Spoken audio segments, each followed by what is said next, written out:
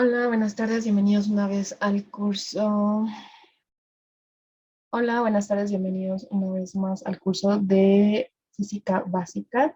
Estamos siguiendo el temario del concurso Cominpems, que es el concurso que se lleva a cabo en el área metropolitana, metropolitana, perdón, para ingresar a nivel medio superior. Y bueno, ya estamos en prácticamente el último tema, que es manifestación de la estructura interna de la materia.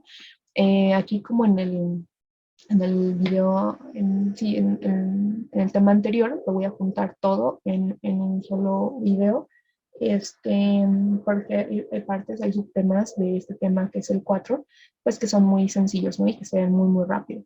Entonces, vamos a ver, en primer lugar, este subtema que es 4.1 estructura interna de la materia. Y bueno, aquí para hacer una descripción de la estructura interna de la materia de una manera pues muy, muy clásica, que es prácticamente la forma en la que ustedes eh, pues lo están viendo ahorita. Vamos a escribir aquí los enunciados que hace el maestro inglés John Dalton. Él publicó en la primera década de 1800 una serie de conceptos que construyeron la primera teoría de la primera teoría atómica, ¿ok? Pues esto a lo mejor para nosotros pues es muy obvio o resulta muy obvio con toda la experiencia que tenemos, pero en ese momento pues no se tenía, estos conceptos pues eran muy, muy innovadores, revolucionarios, no, con los griegos se había hablado de estas partículas indivisibles, pero posteriormente pues entraron otras teorías y la teoría atómica pues se dejó un poco de lado. Pero bueno, Dalton la retoma y enuncia los siguientes postulados. El primero es que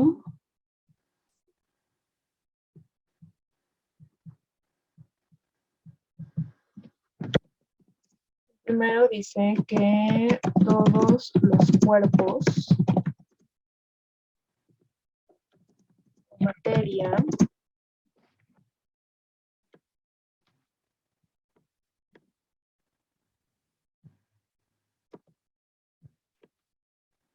todos los cuerpos o materia están formados por partículas extremadamente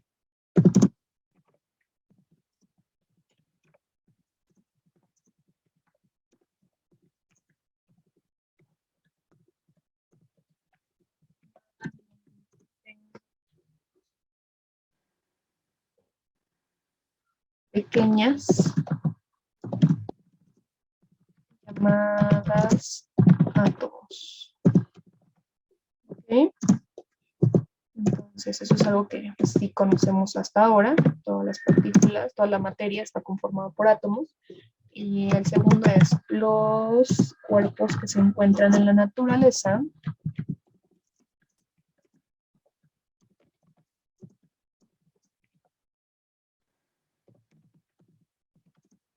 están formados,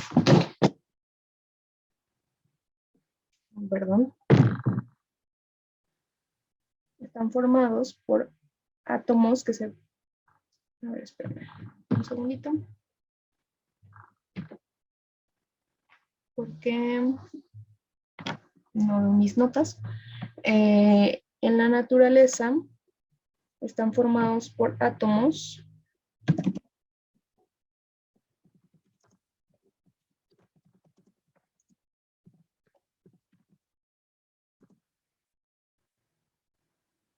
que pueden ser de diferente tipo,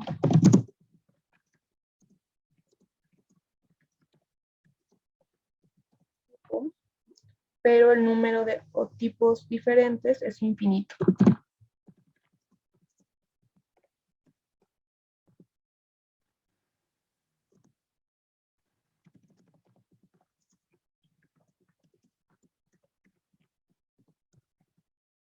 Y ya vemos con las teorías más recientes, pues que no, el número de átomos, de diferentes tipos de átomos no es infinito.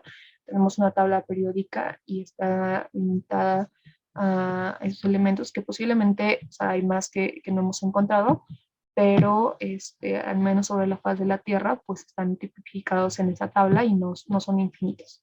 ¿Ok? Pero bueno, estas teorías pues eran, em, sí, eran pues, postulados de ese momento, que en ese momento fue muy importante.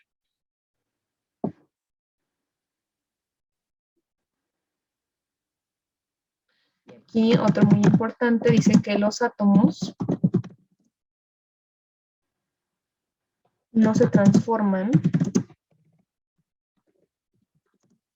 en átomos, en átomos diferentes. Por ejemplo, ahora sabemos que, pues sí, el helio no deja de ser helio, o sea, en una reacción química cambia de posición, cambia de enlaces, pero los átomos siguen conservando su naturaleza. Entonces, los átomos no se transforman en átomos diferentes y además los átomos no se crean ni se destruyen. Son principios también. Acá está también el principio de conservación de la materia. Los átomos no se crean ni se destruyen.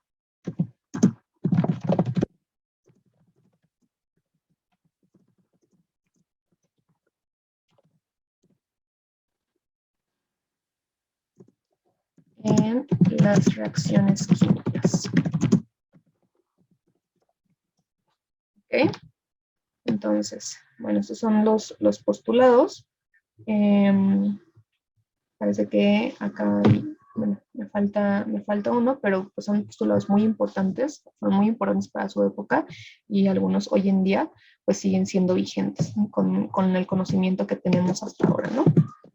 Entonces, el 4 es los compuestos químicos tienen átomos diferentes.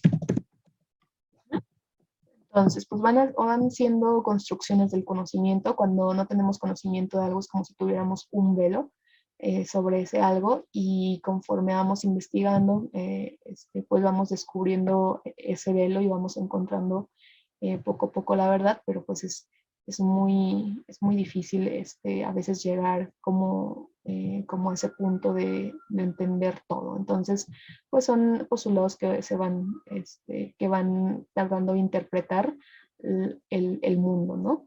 Y posiblemente les pregunten cosas como de quién hizo quién postuló por primera vez que la materia está conformada por átomos, entonces pues es John Dalton, ¿no? Eh, el creador de la materia no se crea ni se destruye, solo se transforma, pues igual, John Dalton. Eh, Aquí, bueno, pues vamos a pasar al siguiente tema, eh, que es la capacidad de los materiales para conducir la corriente eléctrica. Esto es prácticamente una definición, o la definición más bien de corriente eléctrica. ¿Okay? Entonces, el segundo tema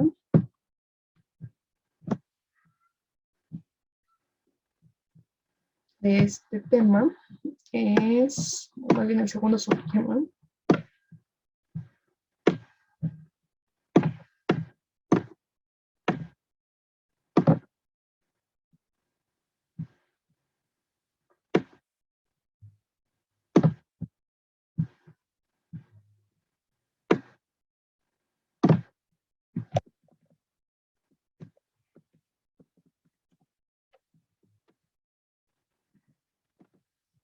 es capacidad de los materiales para conducir corriente eléctrica. 4.2, capacidad de los materiales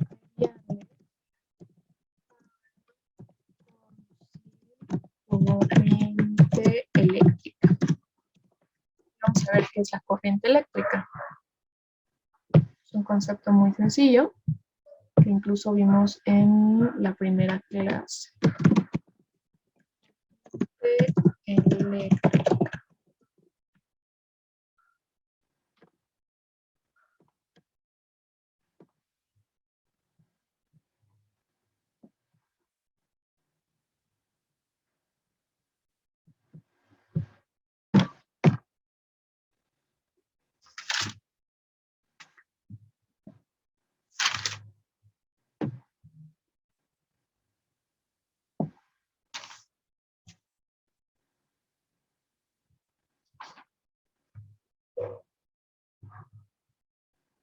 Una corriente eléctrica es el flujo de electrones.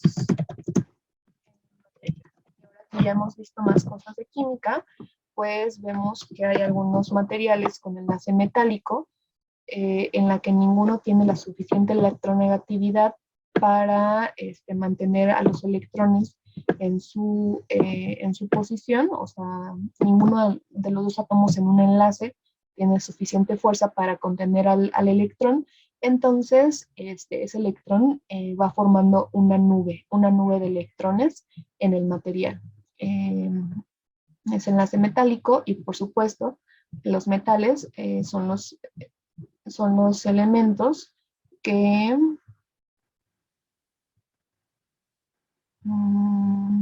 perdón, son elementos que tienen la mejor capacidad para conducir corriente eléctrica, ¿ok?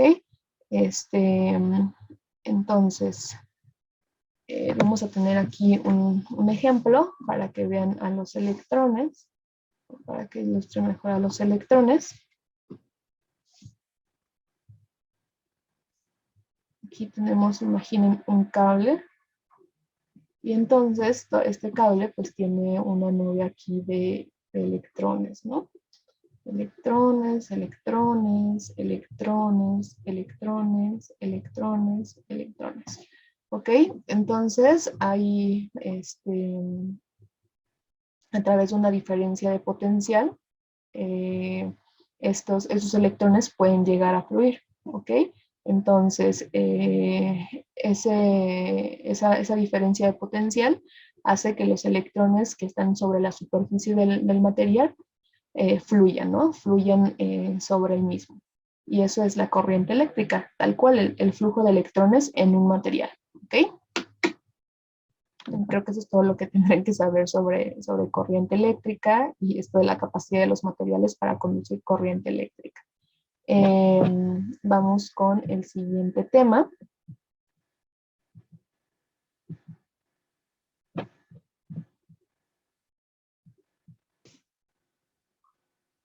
Bueno, vamos a empezar con el 4.5, que es características del movimiento ondulatorio. Básicamente una onda es una forma de propagación de la energía. Hay dos tipos de ondas, las ondas mecánicas y las ondas electromagnéticas. Las ondas mecánicas necesitan una forma de propagación, bueno, un medio para la propagación, por ejemplo, el sonido, que necesita al aire para propagarse. Tenemos también, por ejemplo, cuando dejamos caer una piedrita al agua, se forma una onda. El medio de propagación, pues es el agua. Pero tenemos otro tipo de ondas, que son las ondas electromagnéticas, que no necesitan un medio para la propagación. Más adelante las vamos a ver un poco más a detalle, pero las ondas electromagnéticas no necesitan ese medio. Por ejemplo, en el espacio que prácticamente hay vacío, aún así, pues podemos recibir las ondas electromagnéticas que salen del Sol o o un láser, ¿no? Si estamos apuntando con un láser en el espacio, pues también es posible que esas ondas se puedan propagar. Pero el sonido, pues eso no es posible, porque las ondas del sonido son ondas mecánicas. Ahora vamos a ver algunas características de las ondas. Em, Tenemos esta línea que es la línea de equilibrio.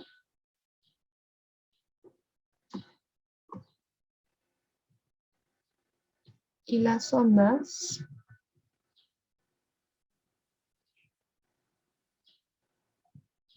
van a tener distintas características. Por ejemplo, la distancia, bueno, en primer lugar, esta es una cresta.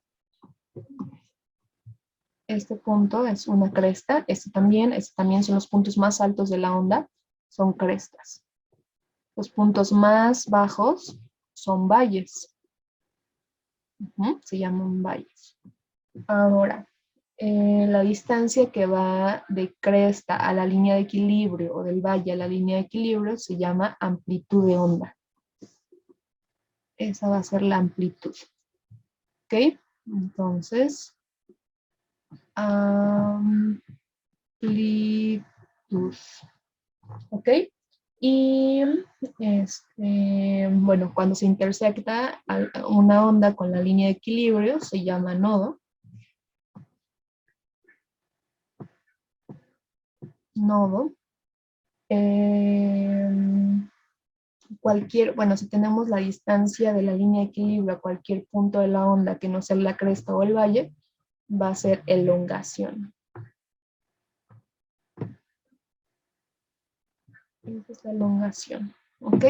La amplitud es del valle, de la cresta a la línea de equilibrio, del valle a la línea de equilibrio.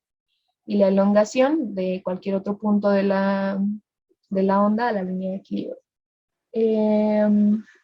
Ahora tenemos la longitud de onda, que es la distancia entre cresta y cresta o la distancia entre valle y valle. Aquí vamos a ponerla.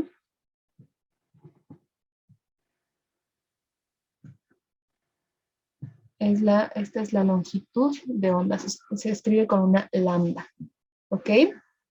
Entonces es la distancia que hay entre cresta y cresta o entre valle y valle, amplitud de onda.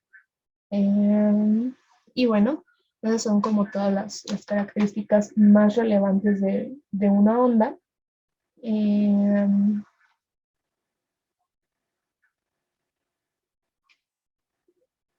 Bueno, de esto, pues otra cosa que es importante es la frecuencia de esa onda, que es el número de veces que pasa una cierta cantidad de crestas por un punto fijo. Imaginemos que esto es más bien una ola, ¿no? Entonces ponemos un punto fijo aquí, esa onda va a ir avanzando, tenemos un punto aquí, que es nuestro observador. Entonces, esa onda va a ir avanzando. La frecuencia va a ser el número de crestas o de valles que pasan por este punto, a lo mejor en un segundo o en una hora. Si a lo mejor pasan 5 crestas por este punto en un segundo, pues su frecuencia va a ser 5 Hz, ¿ok? Que sería 5 crestas por un segundo. Y bueno, creo que eso es todo lo que tienen que saber de características del movimiento ondulatorio. Ahorita vamos a entrar más a fondo a las ondas electromagnéticas.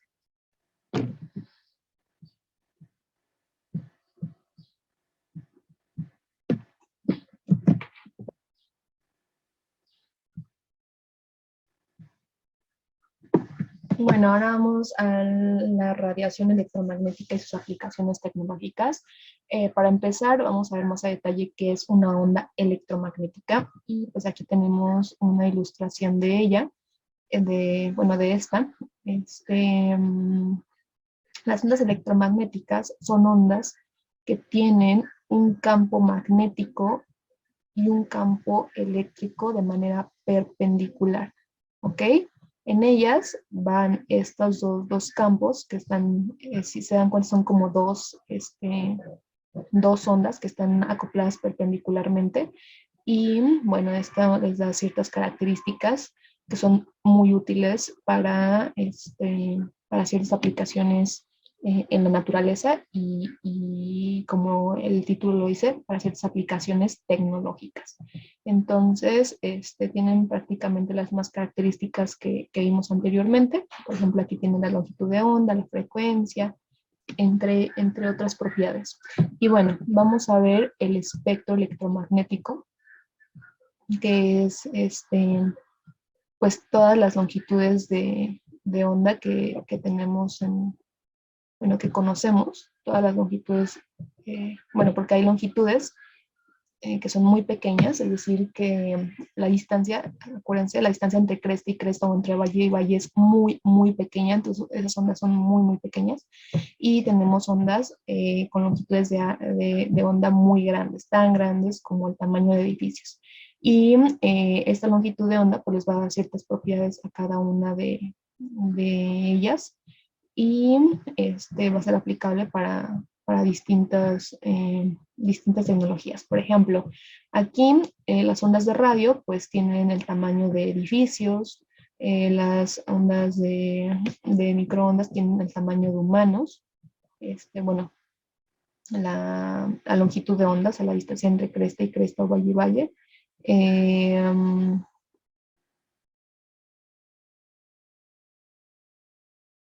No, perdón, no, las microondas no.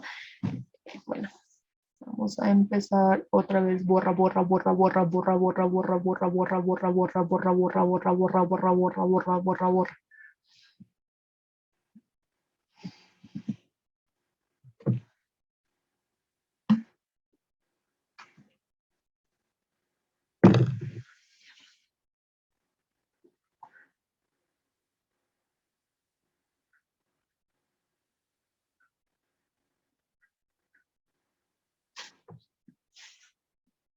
Vale, vamos a ver el espectro electromagnético, que va a ser prácticamente, pues sí, como un esquema de todas las longitudes de onda que conocemos, para que veamos, podamos dimensionar su tamaño y ver distintas aplicaciones. Y bueno, este espectro va de longitudes de frecuencias de 10 a la 4, ya vimos notación científica, ese 10 a la 4 quiere decir de 10.000 Hertz, que son 10.000 ondas, o sea, 10.000 crestas o 10.000 valles, son capaces de pasar por un punto fijo en un segundo.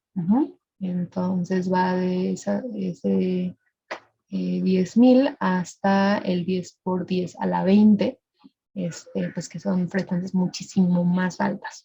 Y el hecho de que sean muchísimo más altas, pues también las hacen muchísimo más peligrosas, porque son más energéticas. ¿Ok? Y bueno, el tamaño de las ondas de radio, pues va desde tamaños de edificios, humanos, y después le siguen las microondas, que son como, este, pues que sí, son más pequeñas, tienen tamaño de una mariposa posiblemente. Y aquí lo que veo es que, así, aquí estamos hablando de la frecuencia. Sí, acá de la longitud de onda. Entonces, cada vez pues son más pequeñitas. Aquí 10 por 10 a la menos 2 sería punto uno metros, como de 10 centímetros. Y pues ya, cuando hablamos de rayos gamma, hablamos de 10 ceros y luego un uno. Entonces son tamaños muy pequeños, a tamaños, aquí hacen la referencia, que es más o menos el tamaño de un núcleo atómico. Y bueno, ahora sí vamos con las aplicaciones tecnológicas. En las ondas de radio, pues eh, como su nombre lo dice, pues son las ondas que se utilizan para transmitir sonido en las estaciones de radio. Y bueno, no solamente en las estaciones de radio, sino también muchas telecomunicaciones, como justo la televisión, pues la información se va a transmitir a través de las ondas de radio. Las imágenes y el sonido que nos llega es transmitida es transportada por estas ondas. Las microondas, pues ya saben, como su nombre lo dice, pues las utilizamos en el microondas para aumentar la temperatura de nuestros alimentos. El infrarrojo es utilizado por las cámaras de temperatura. No sé si alguna vez se han parado enfrente de una de ellas, pero sí, una cámara en la cual puede recibir la radiación infrarrojo eh, que tu cuerpo emite. Entonces hay ciertas partes en tu cuerpo que tienen una mayor temperatura dependiendo de la frecuencia infrarrojo que estén emitiendo. ¿Ok? Entonces, las abejas pueden ver esto, pueden ver en infrarrojo, entonces eso les sirve, a lo mejor no identifican colores, pero pueden identificar la temperatura de los cuerpos. Eh, y bueno, viene después el espectro visible, que es un espectro muy chiquito, o sea, la luz es decir, las ondas electromagnéticas que rebotan en los objetos y captan nuestro ojo, eh, es una onda electromagnética. Más bien la luz es una onda electromagnética y la luz, eso, rebota en los objetos y la capta nuestro ojo. Entonces, si les preguntan qué es la luz, es una onda electromagnética, ¿ok? Del espectro visible. Entonces, así es como podemos ver, y si tuviéramos a lo mejor superpoderes, podríamos ver pues las demás ondas electromagnéticas y nos daría distinta información, como las abejas, que el infrarrojo es lo mismo. El infrarrojo, las emisiones infrarrojo que nuestro cuerpo emite define la temperatura que nosotros tenemos. Ajá. Si hay una, si, hay, si nos movemos en el espectro infrarrojo y a lo mejor porque no solamente es como una sola longitud de onda, sino que es todo un espectro, toda una línea del espectro electromagnético que, este, que se llama el espectro infrarrojo, ¿no? Entonces, si nos movemos en esa línea, a lo mejor si tienes una mayor frecuencia, tienes una mayor temperatura; si tienes menor frecuencia, tienes menor temperatura. Están en ese rango, y por eso pueden percibir esa frecuencia, y es la que da la información de mayor o menor temperatura. ¿Ok? Nosotros vemos colores, eh, sí, vemos colores, pero no nos da información sobre la temperatura que tiene cada objeto, por ejemplo, ¿no? Eh, y aquí los colores pues también dependen de la frecuencia que estemos viendo. Un ejemplo en el que podemos ver esto es en las llamas. Cuando la llama es color azul casi transparente, es porque está emitiendo una mayor frecuencia, porque tiene mayor temperatura. Entonces, cuando vemos colores rojizos, pues es que tiene una menor temperatura. Entonces, una menor temperatura y una menor frecuencia. Entonces, va a depender de la frecuencia el color que nuestros ojos reciban, ¿vale? De la frecuencia y, por supuesto, también de la longitud de onda. Después ya vamos con el ultravioleta. Este puede ser utilizado en las cámaras de bronceado, por ejemplo.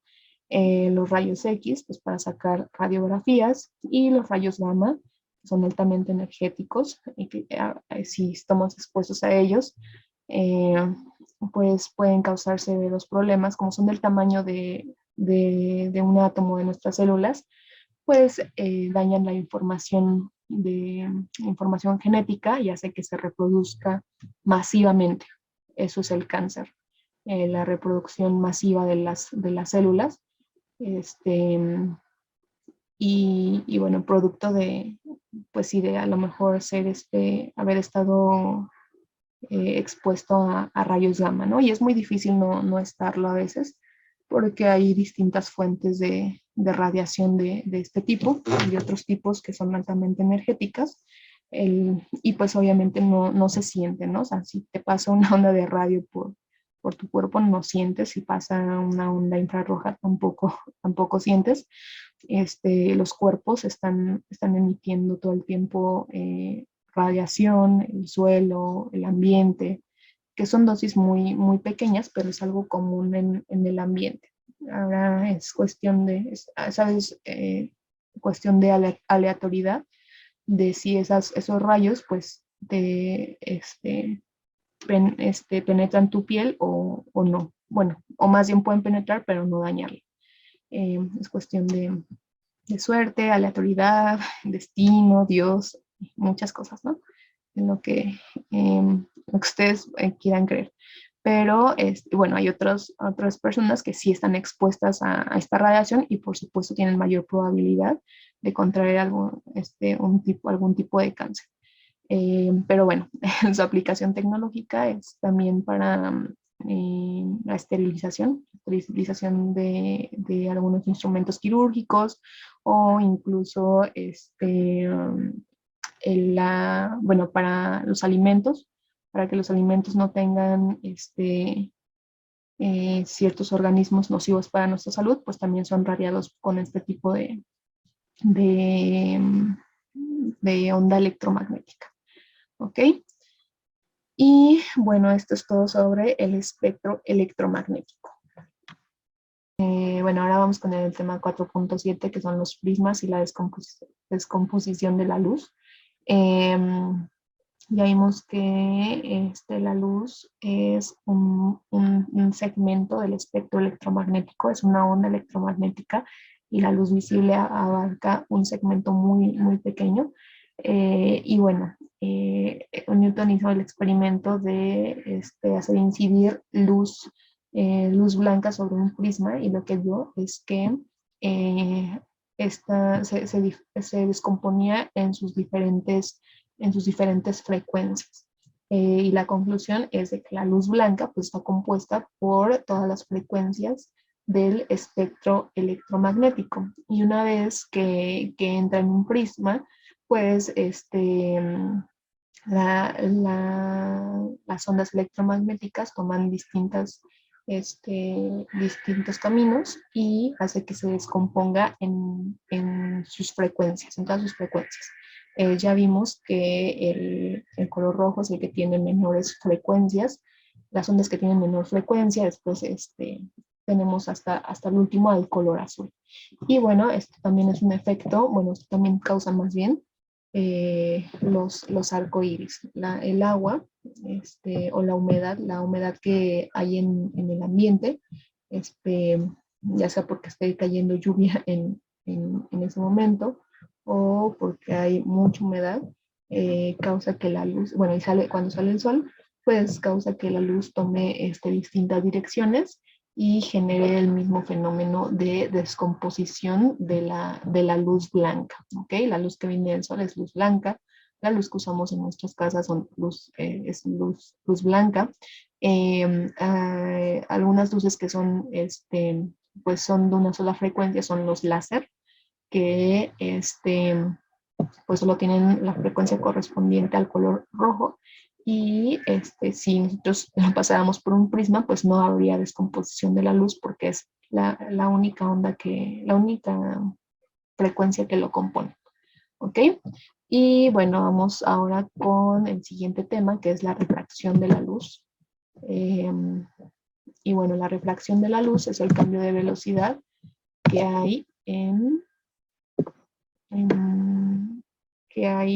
que sufre una onda electromagnética al pasar de un cuerpo, de un medio a otro. ¿Ok? Digamos que a pesar de que la luz es una onda electromagnética y no necesita un medio para propagarse, el medio en el que se propague sí lo afecta. Entonces, es 4.8 la refracción de la luz blanca.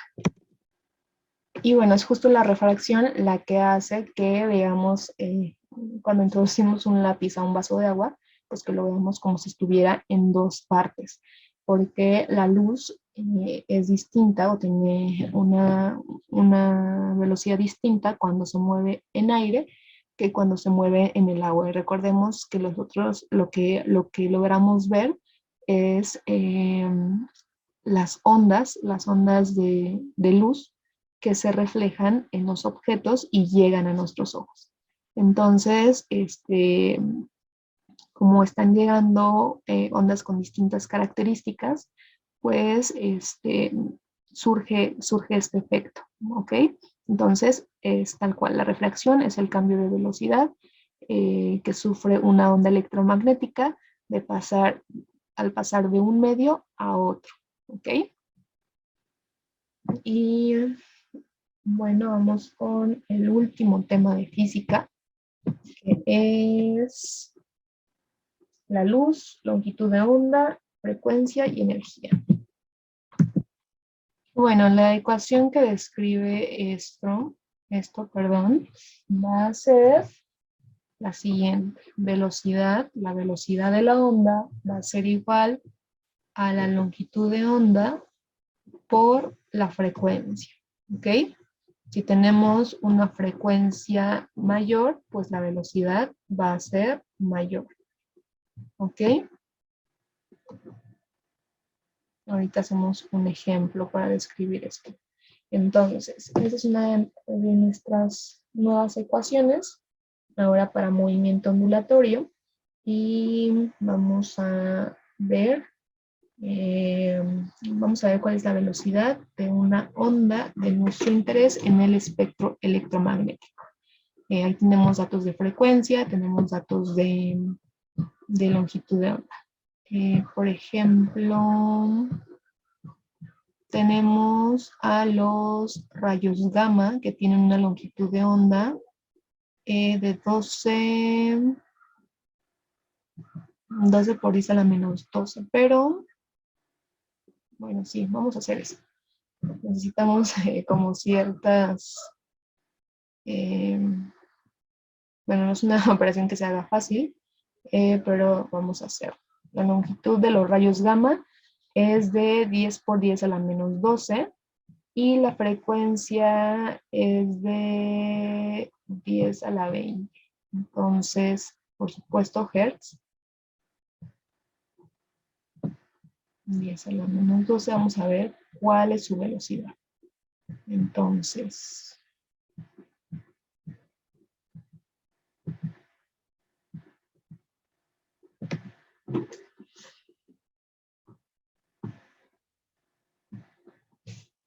acá,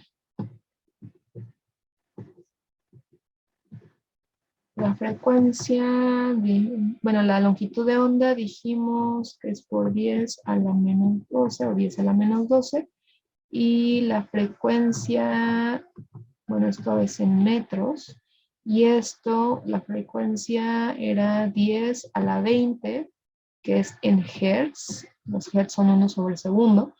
Y bueno, lo único que tenemos que hacer es la multiplicación. Sería 10 a la menos 12, o sea, la 20. Y por 10 a la 20, bueno, vamos a ponerle mejor todas sus unidades. Entonces, quedarían 10, sería metros, porque primero está la longitud de onda, después la frecuencia, 10 a la 20 hertz, y va a resultar que la velocidad va a ser